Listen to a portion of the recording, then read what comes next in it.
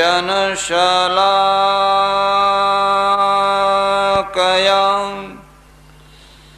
चक्षुरुन्मीलितं येन तस्मै श्री गुरवे नमः। मूकं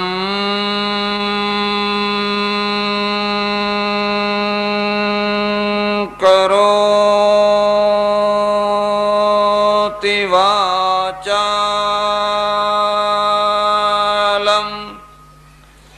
पंगुं लंघयते गिरिं यत्कृपातमहं वन्दे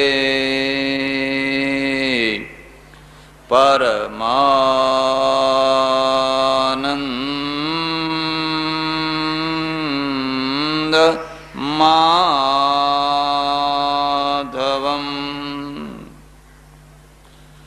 यं शैवासमुपासते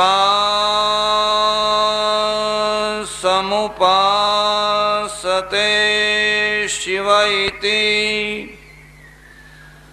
ब्रह्मेति वेदान्तिनो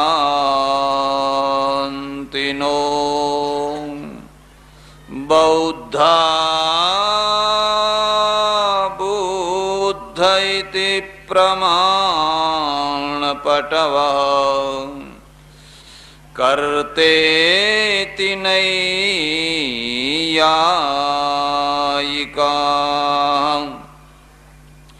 अर्हन्नित्यथ जैन शासनरता कर्मेति मीमांसका सोऽयं नो विदधातु वाञ्छितफलम् त्रैलोक्यनाथो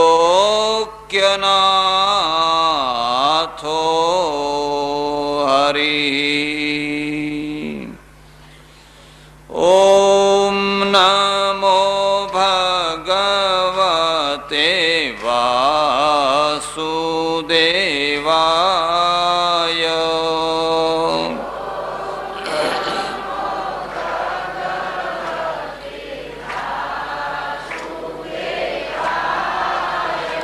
जय ओम नमो भगवते वासुदेवाय।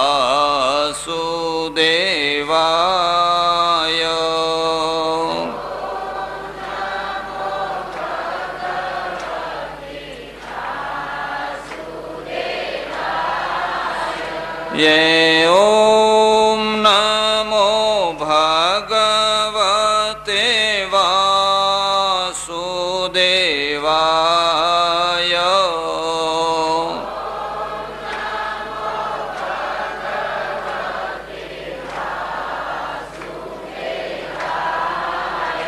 ये ओम नमो भगवते वासुदेवाय।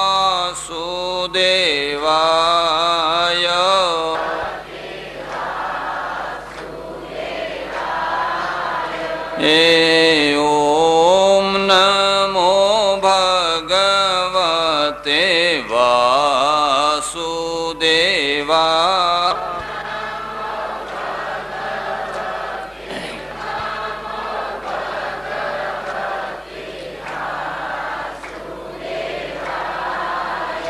ये ओम नमो भगवते वासुदेवाय।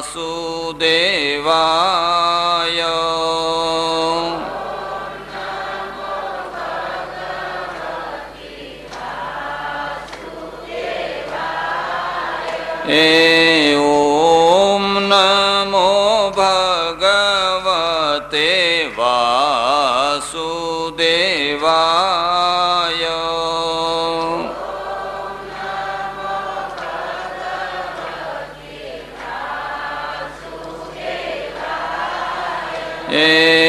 ઓમ નમો ભગવતે વાસુદેવાય.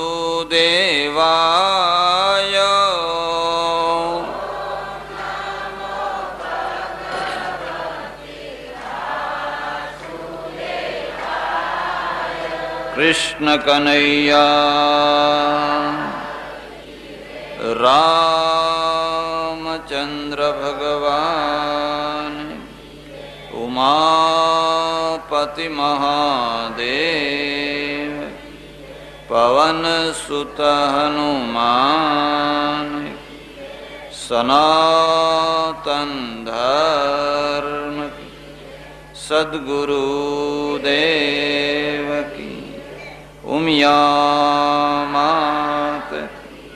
નમઃ પાર્વતી પતે હર હર મહાદેવ હર. માતાઓ, બહેનો અને ધર્માભિલાષી સજ્જનો, શ્રીમદ ભગવદ્ ગીતા યુદ્ધનો ગ્રંથ છે. યુદ્ધના ક્ષેત્રમાં એ પ્રગટ્યો છે. યુદ્ધ કરાવવા માટે પ્રગટ્યો છે.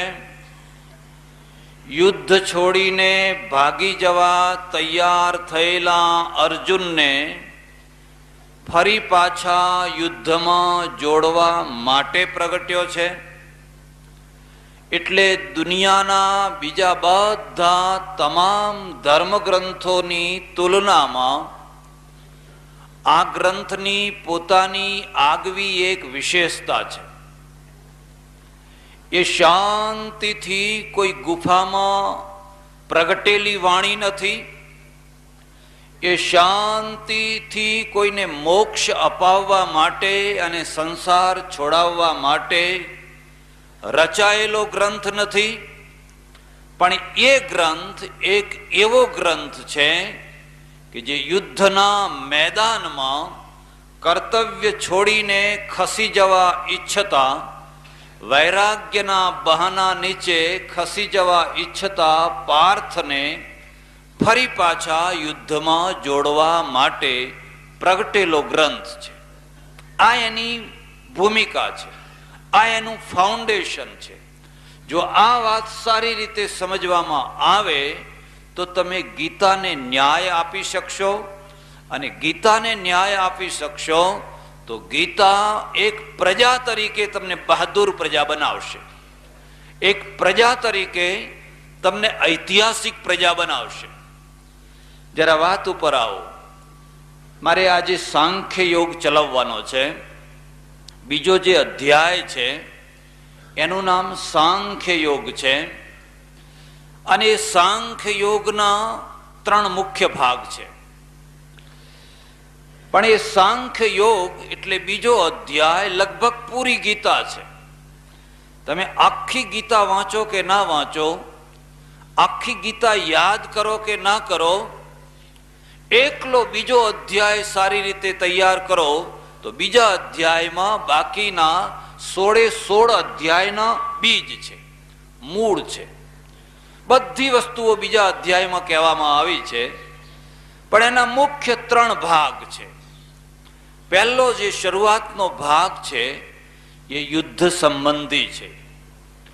પછી બીજો જે મહત્વનો ભાગ છે એ પ્રવૃત્તિ કર્મ સંબંધી છે. અને ત્રીજો અને છેલ્લો અને જે પરાકાષ્ઠાનો ભાગ છે એ બ્રહ્મવૃત્તિ સંબંધી છે. સ્થિત પ્રજ્ઞ કોને કહેવાય? સ્થિત પ્રજ્ઞ થયેલો માણસ છે એની સ્થિતિ કેવી હોય?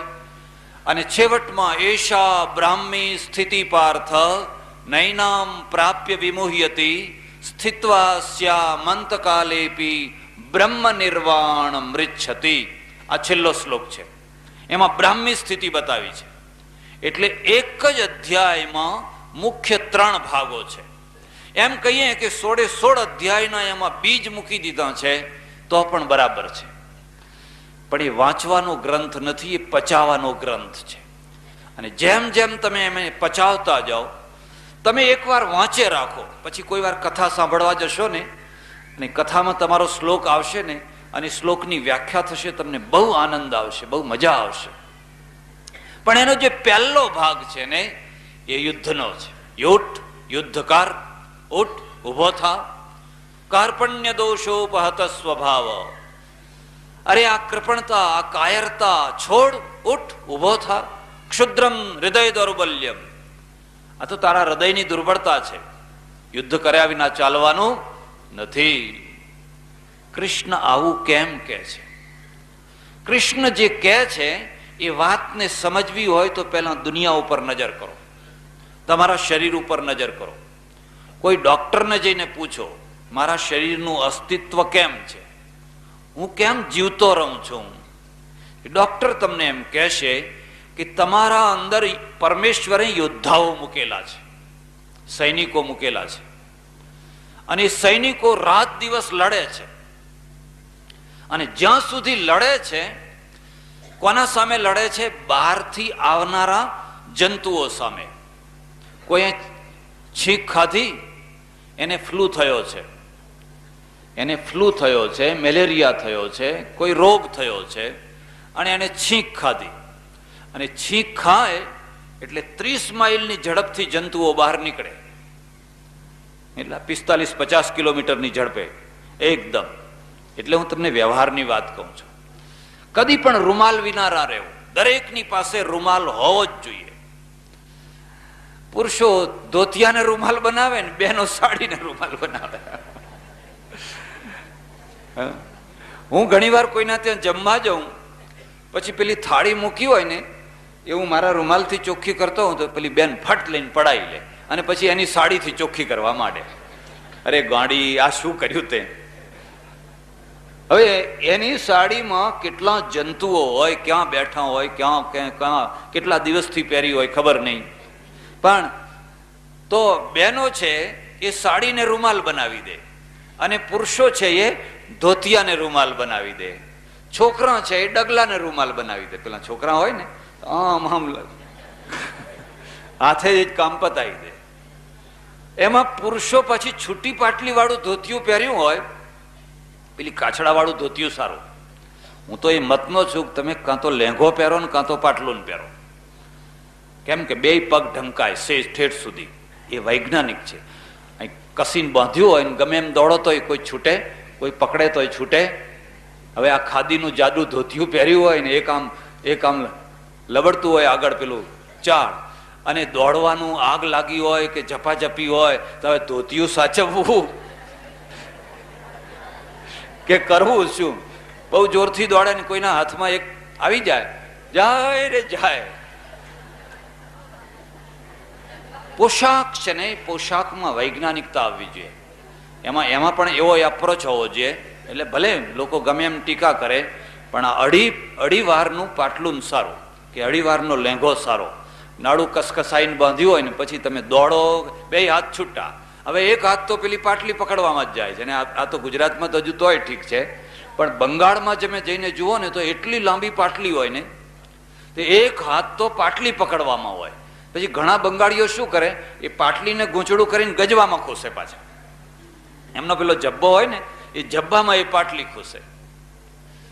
હવે આવા ધોતિયાવાળા કોઈ દાદા હોય, કાકા હોય, અને આમ લીંટ કાઢે, પછી પેલું ધોતિયું આમ ઊંચું કરીને નાક લુખે. હવે એ વખતે જો ફોટોગ્રાફર કોઈ ફોટો પાડે તો એમને ખબર પડે કે તમે કઈ સભ્યતામાં જીવી રહ્યા છો. રૂમાલ જરૂર રાખો. બહેનોને કહું છું, વગર પ્રસંગનો પ્રસંગ કહું છું, પણ પ્રસંગ છે એટલે કહું છું. એવો પોશાક પહેરો તમારું શરીર ઢંકાય. આપણા પોશાકમાં એક બહુ મોટી ત્રુટિ છે, અને એ ત્રુટિ શું છે? પેટ ઉઘાડવું હોય. બિલકુલ એ ખરાબ કહેવાય, બરાબર ના કહેવાય. એવો પોશાક પહેરો. એટલે આજકાલ છોકરીઓ જે આ પંજાબી ડ્રેસ કે ફલાણો, એ હું એને પસંદ કરું છું. આખું શરીર તો ઢંકાય ઠેઠ સુધીનું. પેલા કાપડા પહેરે એટલે પાછળનો બૈડો તો બધો આખો ઉઘાડો હોય, 2 દોરીઓ બાંધી હોય, આખો ઉઘાડો હોય. આ વૈજ્ઞાનિક પોશાક નથી, આ સભ્યતા નથી, આ ભદ્રતા નથી. તમારું શરીર પૂરેપૂરું ઢંકાવવું જોઈએ. અને એટલે જ્યારે આ પંજાબ તરફનો એવા કોઈ, ભલે ને છોડીઓ પાટલું જ પહેરતી હોય, શું વાંધો છે, ઉલટું સારું છે, પણ ભલે પહેરતી હોય, પણ એના પગ ઢંકાવા જોઈએ, એનું શરીર ઢંકાવવું જોઈએ. અડધું શરીર ઉઘાડું લઈને તમે ફરતા હો અને સંસ્કૃતિ એનું નામ સંસ્કૃતિ નથી, તમે સમજ્યા જ નથી સંસ્કૃતિ. એટલે રૂમાલ જરૂર રાખો, રૂમાલ હાથમાં હોવો જ જોઈએ. જ્યારે તમે છીંક ખાઓ ત્યારે રૂમાલ આગળ રાખવાનો, અને એમને એમ છીંક ખાઓ છો બાજુના માણસને રોગ ફેલાવો છો, ચેપ ફેલાવો છો.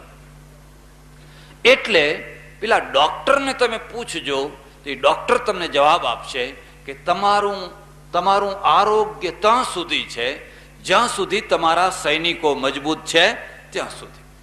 એ જે રોગના જંતુઓ જે નીકળ્યા, એ જંતુઓ 30 માઇલની સ્પીડમાં બાજુના માણસને ચોંટે છે. એ જેવા અંદર જાય છે શ્વાસમાં, એવા જ એના અંદર પરમેશ્વરે સૈનિકો રાખેલા છે. આ લોહીની અંદર, શરીરની અંદર જંતુઓ રાખેલા, તરત જ યુદ્ધ કરી દે અને પેલા બહારના આવેલા દુશ્મનોને મારી નાખે. એટલે તમને પછી ફ્લૂ થાય નહીં, તમને બહારનો કોઈ રોગ થાય એટલે છોકરા છે ને વધારે નિરોગી રહે. 50 વર્ષ વીતી જાય પછી ડગલે ને પગલે તમે માંદા થાવ. કેમ? પેલા સૈનિકો ગયડા થઈ ગયા. તમારા અંદરના જે સૈનિકો છે એ ઓછા થઈ ગયા છે, બિચારા ખખડી ગયા છે. નાના છોકરાને તમે જુઓ, ગમે ત્યાં રખડતું હોય, ગમે એમ હોય, ધૂળમાં રખડતું હોય, ગમે એમ હોય, એને કશુંય ના થાય. પરમેશ્વરે એને રક્ષણ શક્તિ મૂકેલી છે, રક્ષણ પંક્તિ મૂકેલી છે. એટલે ડોક્ટર છે ને જ્યારે એન્ટીબાયોટિક દવા આપે, સલ્ફા ડ્રગ કે એન્ટીબાયોટિક જ્યારે દવા આપે, ત્યારે પેલા જંતુઓ મરી જાય, તમારા સૈનિકો મરી જાય. એટલે સાથે ને સાથે પાછા એ જંતુઓ ઉત્પન્ન કરનારા વિટામિન આપે.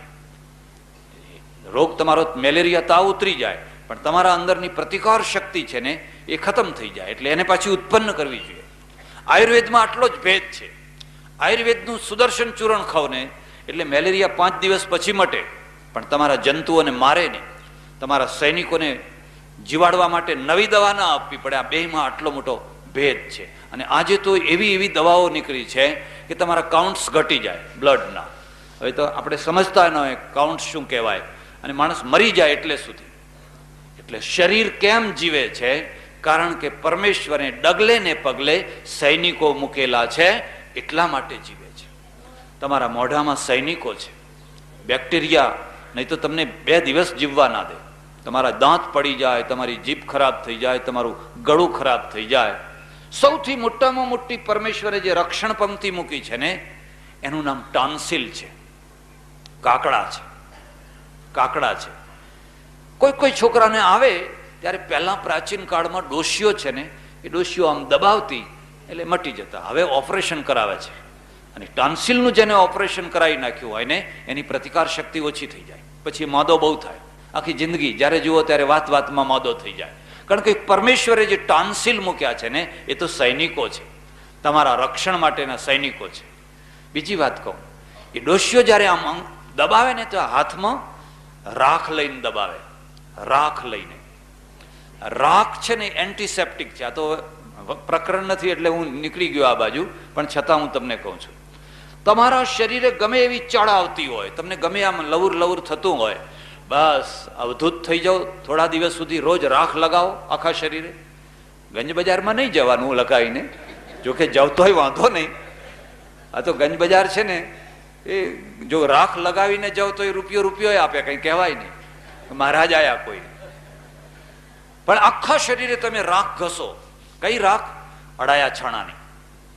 જે અડાયા છાણા હોય ને એની રાખ ઘસો. 10-15 દિવસ ઘસો, તમારે ડોક્ટર પાસે નહીં જવું પડે. ગૌમૂત્ર ઘસો, એ આપોઆપ મટી જશે. રાખ તો એન્ટીસેપ્ટિક છે, એટલે મીઠીવાળાને આમ રાખ જોડે છે. એમાં કઈ જાદુ મંત્ર કશું નથી. એને રાખ આમ કરીને આમ કરે છે. તો એ ભસ્મ છે ને, એ ભસ્મ તો એન્ટીસેપ્ટિક છે, પણ એ બધી ચર્ચામાં નહીં ઉતરીએ. પણ એટલો મુદ્દો હું તમને કહું છું કે તમારા શરીરને સાચવવા માટે ભગવાને સૈનિકો મૂકેલા છે. એક પોઈન્ટ ઉપર એ લડે છે, અને જ્યાં સુધી એ લડી શકે છે ત્યાં સુધી તમારું જીવન છે. જ્યારે લડી શકતા નથી હોતા ત્યારે તમને વૃદ્ધાવસ્થા આવી જાય છે અને તમે રોગમાં પટકાઈ જાઓ છો, દવાઓ કરીને પણ સાજા નથી થઈ શકતા હોતા. એટલે યુદ્ધમેવ જીવનમ, નોટ કરજો, યુદ્ધમેવ જીવનમ. કોઈ પૂછે કે જીવન એટલે શું? બસ લડ્યા કરવું એનું નામ છે જીવન. કે મહારાજ ખરા આયા તમે, તો આ તો લડાવા આયા છો ને, આ લડાવા જ આવ્યો છો. અને કેટલાક લોકો કે મહારાજ આ ડુંગળી ને લસણ છે ને એ તામસી બહુ છે એટલે નથી ખાતા. મેં કહું હવે તમને થોડા તામસી બનાવવા છે, તમને થોડા તામસી બનાવવાની જરૂર છે, કારણ કે બહુ ઢીલા થઈ ગયા, બહુ પોચા થઈ ગયા. તમારી પેઢી ઉપર આવીને, તમારા ઘરમાં આવીને, તમારા ખેતરમાં આવીને, તમારા ખડામાં આવીને કોઈ લૂંટી જાય તો તમારું રૂમાડું ન ફરકે. હવે એટલા બધા પોછા થઈ ગયા છો એટલે મારે થોડાક તમને તામસી બનાવવા છે. કંઈક તો થયો. તો યુદ્ધમેવ જીવનમ. દુનિયા ઉપર નજર કરજો, ઇતિહાસ ઉપર. જે પ્રજા યુદ્ધરત રહીને એ જીવતી રહી, ગૌરવપૂર્વક જીવતી રહી. જે પ્રજાએ યુદ્ધ છોડી દીધું, યુદ્ધથી વિમુખ થઈ ગઈ, એ પ્રજા ગુલામ થઈ ગઈ, દરિદ્ર થઈ ગઈ, ભિખારી થઈ ગઈ, માન વિનાની થઈ ગઈ. આખી દુનિયા ઉપર નજર કરો. જર્મની કોણ છે? જાપાન કોણ છે?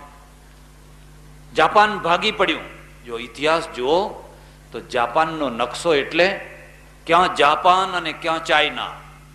જાપાન કરતા 15-20 ગણું મોટું ચાઇના, જાપાન કરતા કેટલા ગણું મોટું રશિયા. જાપાને એવો ફૂંફાડો મારેલો ને આ રશિયા ને ચાઇના બેયને ધ્રુજાવી નાખેલા, ઠેઠ રંગૂન સુધી પહોંચેલું. અને બ્રિટિશરો ખખડી ગયેલા, બ્રિટિશરોએ કલકત્તા ખાલી કરવા માંડેલું, ઠેઠ રંગૂન સુધી પહોંચી ગયેલા.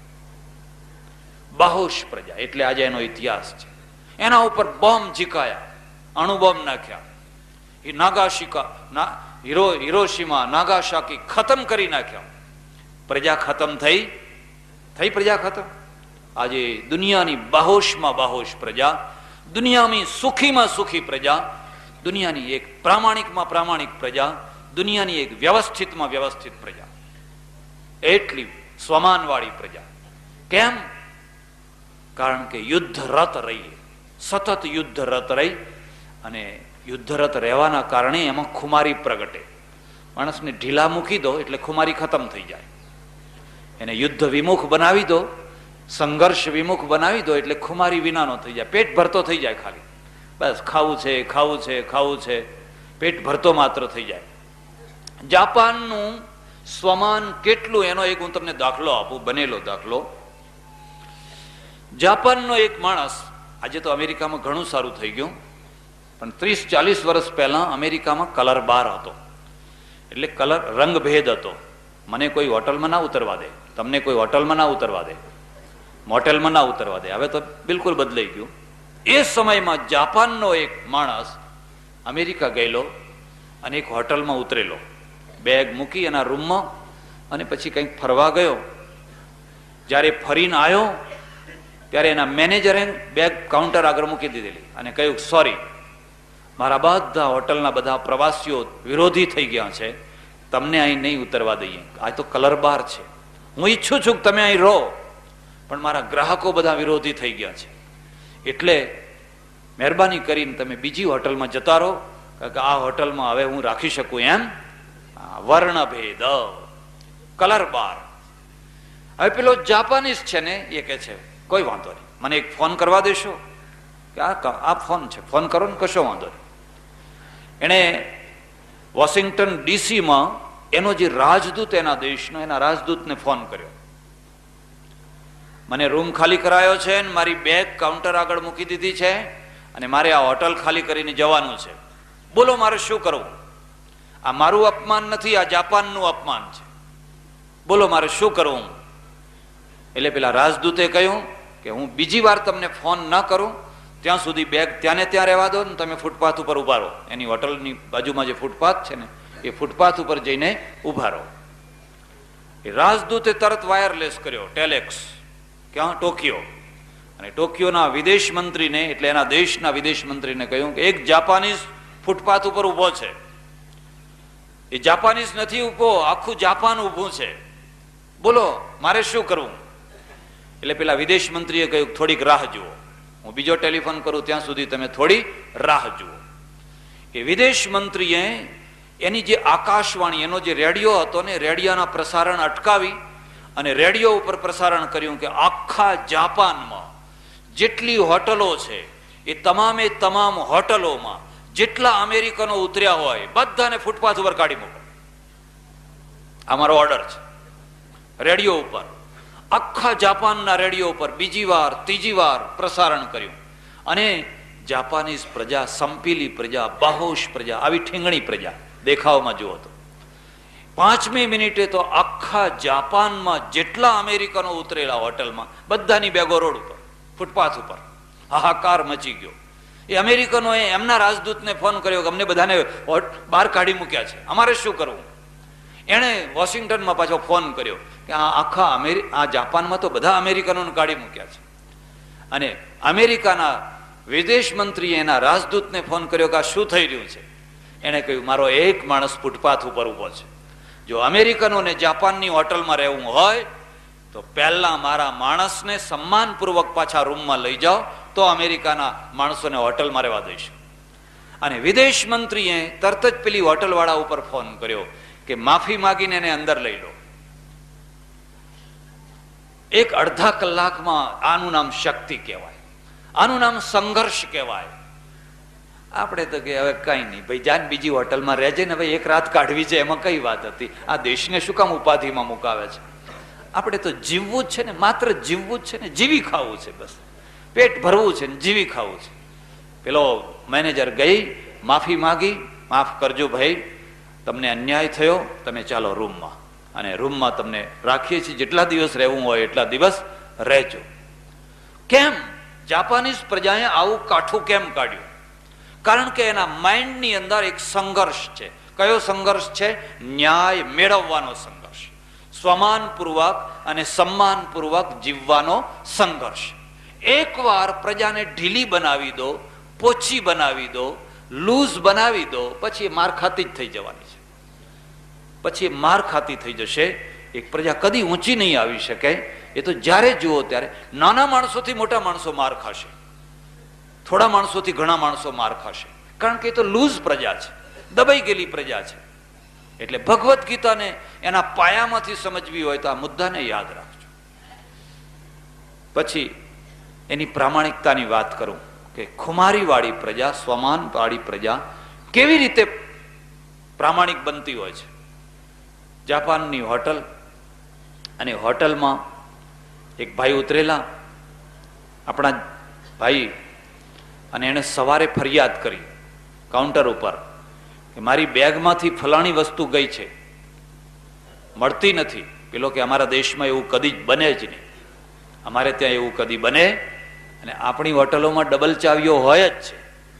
તમે બહાર ફરવા જાઓ એના પહેલા તમારું ઘણું બધું કામ હલકું કરી નાખ્યું હોય કે ભાઈ બરાબર છે, પણ હવે આપણા તો આપણી ટેવ ને, પણ પેલી બાઈ રૂમ સાફ કરવા આવે છે એને જરા તપાસ કરજો, મને એના ઉપર ડાઉટ છે. કે બને જ નહીં, અમારો કોઈ માણસ ચોરી કરે જ નહીં, ચોરી અમારા દેશમાં છે જ નહીં, ચોરી જેવી વસ્તુ જ નથી.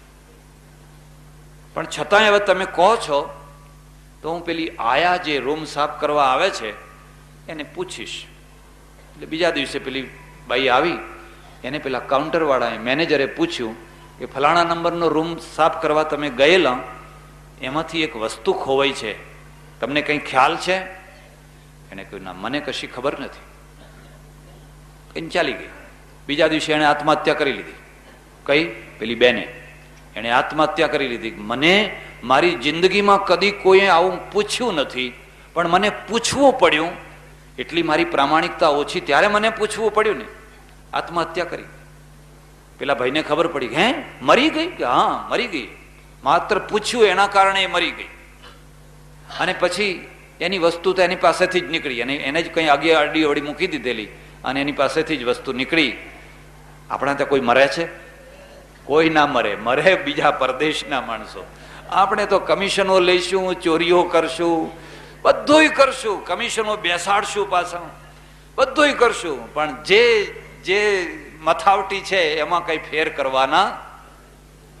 આ ફેર હવે આવી રીતે ના થઈ શકે. આ ફેર માટે હવે બીજો જ રસ્તો લેવો પડે. બીજો કોઈ રસ્તો બાકી નથી. આવી ખુમારી વાળી પ્રજા આખી જિંદગી એ લડતી રહી. જ્યારે જુઓ ત્યારે જરા બીજો દેશ જુઓ, જર્મની ભાગીને ભૂક્કો થઈ ગયો. પહેલું વિશ્વયુદ્ધ, બીજું વિશ્વયુદ્ધ, બંનેમાં એ નિમિત્ત એવો ભાગીને ભૂક્કો થઈ ગયો કે આ દેશો એને ચૂંથી નાખ્યો. બ્રેડ ના મળે ખાવાની, સિગરેટ ના મળે.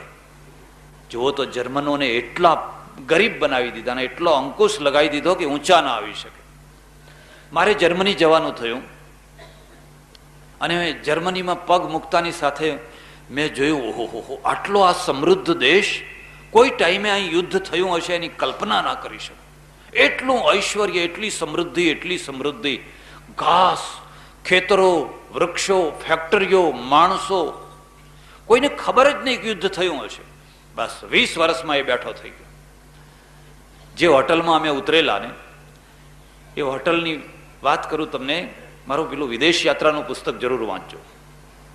એમાં એક કબાટ, અને કબાટમાં માણસને જોઈતી બધી ચીજો મૂકેલી, બધી.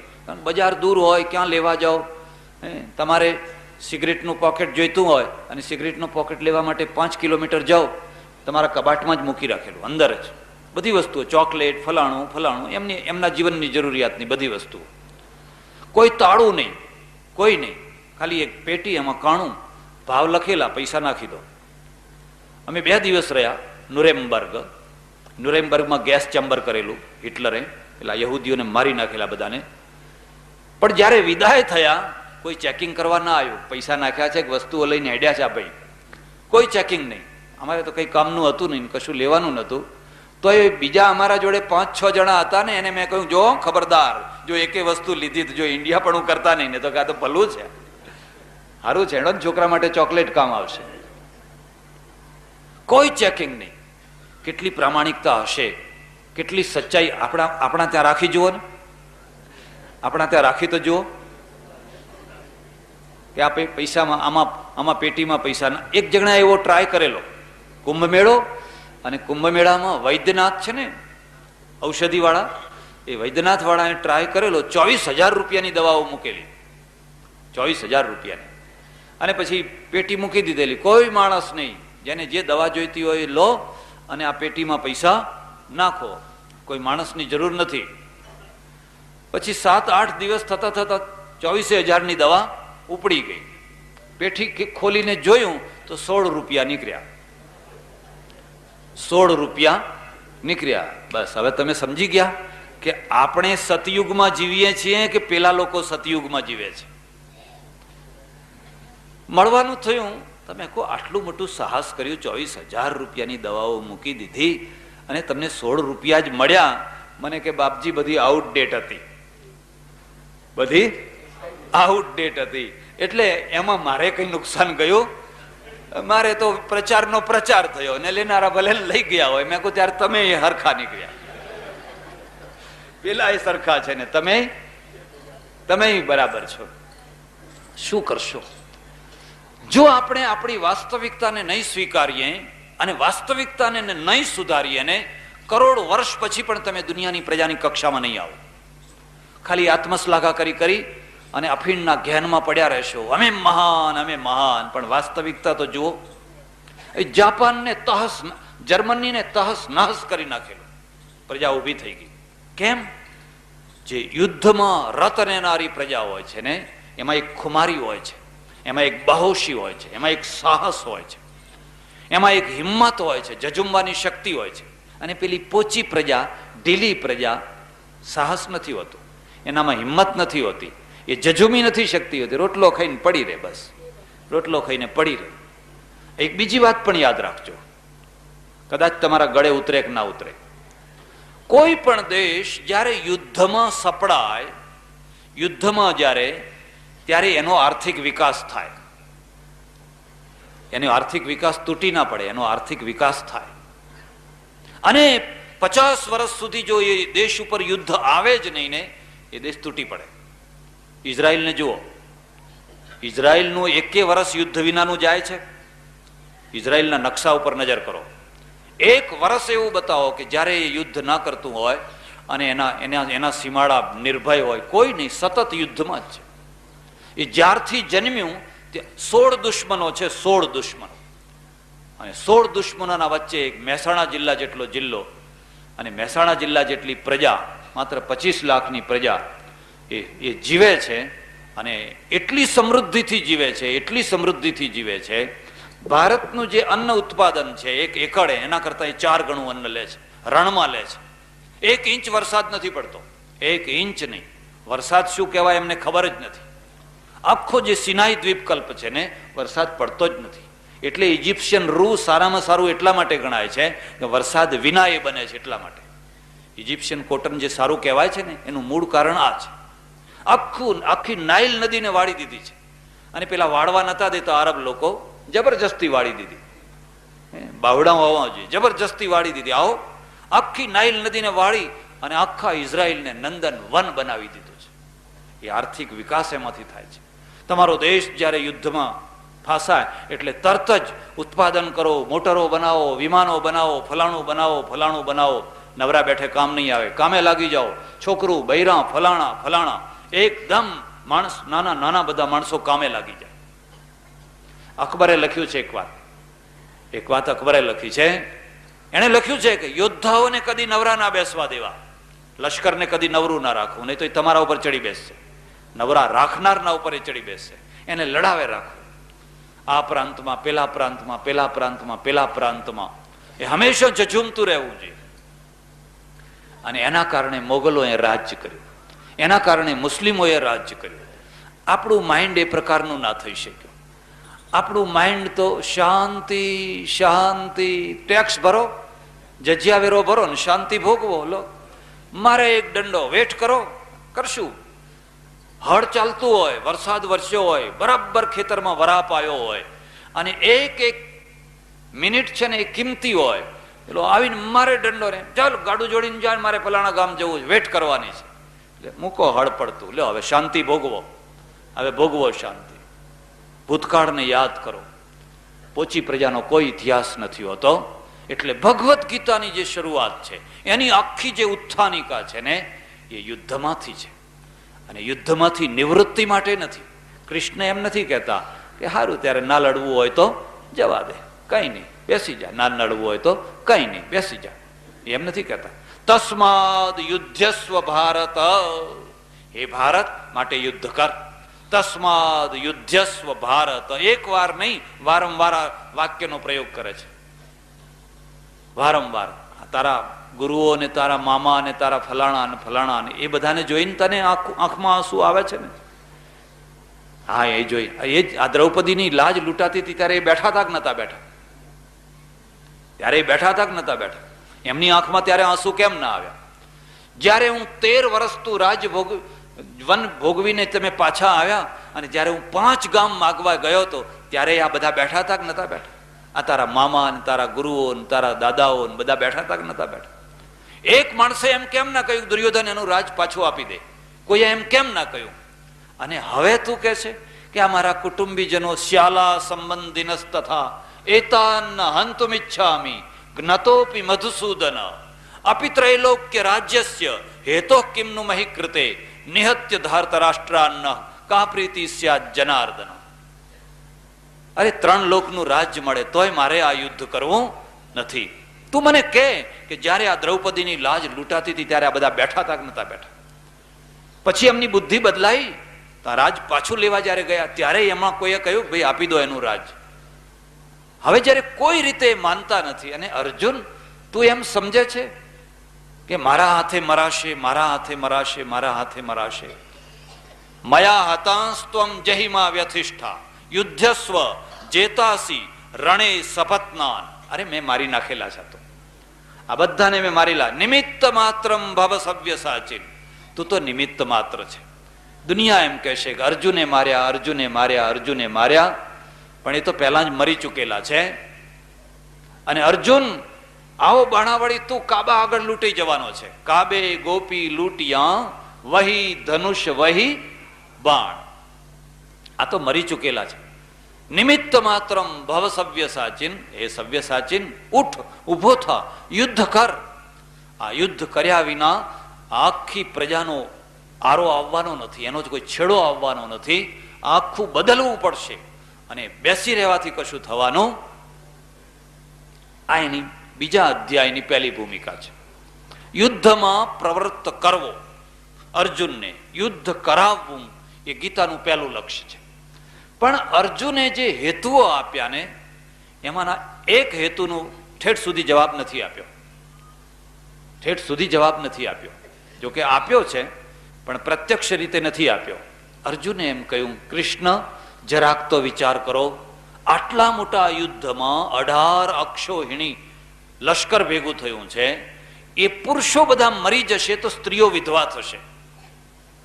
કેટલી સ્ત્રીઓ વિધવા થશે, કેટલા બાળકો અનાથ થશે, અને વિધવા થયેલી સ્ત્રીઓનું શું થશે? તમે જરાય વિચાર કર્યો? આખી ગીતા વાંચી જજો. એ વિધવા થયેલી સ્ત્રીઓનું શું થશે એનો જવાબ નથી આપ્યો છે. પ્રત્યક્ષતા નથી આપ્યો, પણ અપ્રત્યક્ષતા આપ્યો છે. ત્યારે શું કરશો? કૃષ્ણ કહે છે આ અનિવાર્ય દૂષણ છે. યુદ્ધ ઉન્માદ નહીં, પણ જીવન માટેનું એક અનિવાર્ય દૂષણ છે. જો એ દૂષણને તમે સ્વીકાર ન કરો તો તમે મરો, ઉપરથી મરો અને ધર્મનો નાશ કરાવી નાખો. એટલે કેટલીક વાર એક અનિવાર્ય દૂષણનો સ્વીકાર કરવો પડે, નહીં તો એ વિધવા તો થવાની જ છે. તો યુદ્ધ નહીં કરે તો એ વિધવા તો થવાની જ છે, કારણ કે પેલા તમને મારી જ નાખવાના છે. હવે તમને જીવતા નહીં જવા દે. હવે કોઈ માનવા તૈયાર નથી. એટલે કાં તો તમે આ કામ કરો, નહીં તો પછી તમે કૂતરાના મોતે મરો. પણ જ્યારે બીજો ભાગ યુદ્ધ શરૂ થયો ત્યારનો એક શ્લોક છે, લખવો હોય તો લખજો, યાદ રાખવા જેવો શ્લોક છે. કૃષ્ણે અહીંથી બીજા અધ્યાયનો એક બીજો પાર્ટ શરૂ કર્યો. અશોચ્યાનનવશોચસ્ત્વમ પ્રજ્ઞા વાદાંશ્ચ ભાષસે ગતાસૂન ગતાસૂંશ્ચ નાનુશોચંતિ પંડિતા. બહુ સુંદર શ્લોક છે. ઘણા લોકો એમ માને છે કે ભગવદ્ ગીતા અહીંથી શરૂ થાય છે. આના આગળ છે ને એ તો બધી સંસારિક વાતો છે, લોકોની બધી વાતો છે. ખરી ભગવદ્ ગીતા અહીંથી શરૂ થાય છે. પંડિતોની વ્યાખ્યા કરી. પંડિત કોને કહેવાય? અશોચ્યા નનવશોચસ્ત્વમ પ્રજ્ઞા વાદાંશ્ચ ભાષસ્ય. અર્જુન, જેનો શોક ન કરવો જોઈએ એનો તો શોક કરે છે. જે શોક કરવા યોગ્ય છે જ નહીં. અરે રે આ ફૂલ કરમાઈ જશે, અરે રે આ ફૂલ માટી થઈ જશે. અરે એ તો કરમાઈ જવા માટે જ જન્મ્યું છે. કરમાઈ જવા માટે, માટી થવા માટે જ જન્મ્યું છે. એ કરમાઈ જાય, એ માટી થઈ જાય એના પહેલા એ જે હેતુ માટે જન્મ્યું છે હેતુ પૂરો કરી લો. પછી એનો શોક કરવાનો નથી. ભગવાનના માથા ઉપર ચડાવી દો, પછી ભલે કરમાઈ જતું હોય, પછી ભલે માટી થઈ જતું હોય, પણ એનો જે હેતુ છે એ હેતુ પૂરું કરી લો. હેતુ ના પૂરો થયો હોય એનો શોક કરવાનો હોય. કરમાઈ જવા, એ તો કરમાઈ જ જવાનું છે ને. એ કરમાઈ જાય છે એ સારું જ છે. તમે બધા કરમાયા ના હોત તો તમે બધા કોઈ 60, 65, 70 વાળા બેઠા છો અહીંયા, તમારો બચપણનો ફોટો જોજો. 18, 20, 22 વર્ષનો જો પડાયો હોય તો એ ફોટો જોજો અને અત્યારનો ફોટો જોજો. તમને પોતાને જેમ થાય ના ના પહેલાના જેવું. અને પછી કોઈ મળી આવે, કાયાકલ્પ કરી દે. બોલો મહારાજ કોઈ મળી જાય, વૈદરાજ મળી જાય, એસા જુવાન બના દે. હા મહારાજ બનાવી દો. ત્યારે મહાણા ભેગા જુવાન થવાના તો ઘેર ગયા, પણ સ્મશાન. હવે તમે ન કરમાયા હોત તો જીવન જ ન હોત. તો પેલા નવા ફૂલ ખીલવાનો ચાન્સ મળ્યો હોત.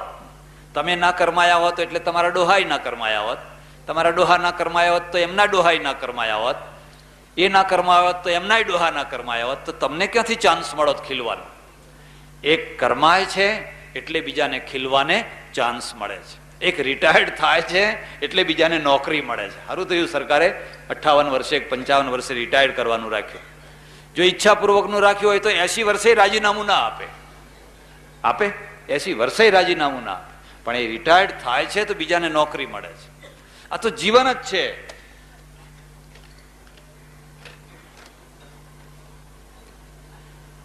અર્જુન અશોચ્યાનવશોચસ્ત્વમ પ્રજ્ઞાવાદાંશ્ચ ભાષસે. જેનો શોક ન કરવો જોઈએ એનો તો શોક કરે છે, અને પાછો પંડિતોની જેવી વાણી બોલે છે. કેટલો વૈરાગ્ય બતાવે છે. હું ભિક્ષા માગીશ, મારે યુદ્ધ નથી કરવું, આ તો મારા સગા સંબંધીઓ છે. હા હા, કોઈ સાંભળે તો આમ કેટલો ખુશ થઈ જાય, કેટલો વૈરાગ્ય વાળો માણસ છે. મારે આમાં શું મેળવવાનું હતું? આ લોહીથી ખરડાયેલા વિષયો ભોગવવા, ભોગ ભોગવવા, એના કરતાં ભીખ માગવી સારી. પ્રજ્ઞાવાદાંશ્ચ ભાષસે. આ શબ્દ યાદ રાખજો, ગીતાના કેટલાક ખાસ શબ્દો છે, એમાંનો આ એક શબ્દ છે પ્રજ્ઞાવાદા. પ્રજ્ઞાવાદ. પ્રજ્ઞાવાદ એટલે શું? ડાપણ ભરેલી વાતો કરીને કર્તવ્ય વિમુખ થવું. નોટ કરો. વાતો ડાપણ ભરેલી કરવી, સમજણવાળી વાતો કરવી, પણ એના દ્વારા કર્તવ્ય વિમુખ થઈ જવું, કર્તવ્ય છોડી દેવું. કોના આધારે? આ ડાપણના દ્વારા. એને પ્રજ્ઞાવાદા કહેવાય. પ્રજ્ઞાવાદાંશ્ચ ભાષસે ગતાસુ ન ગતાસુશ્ચ નાનું સોચંતી પંડિતા.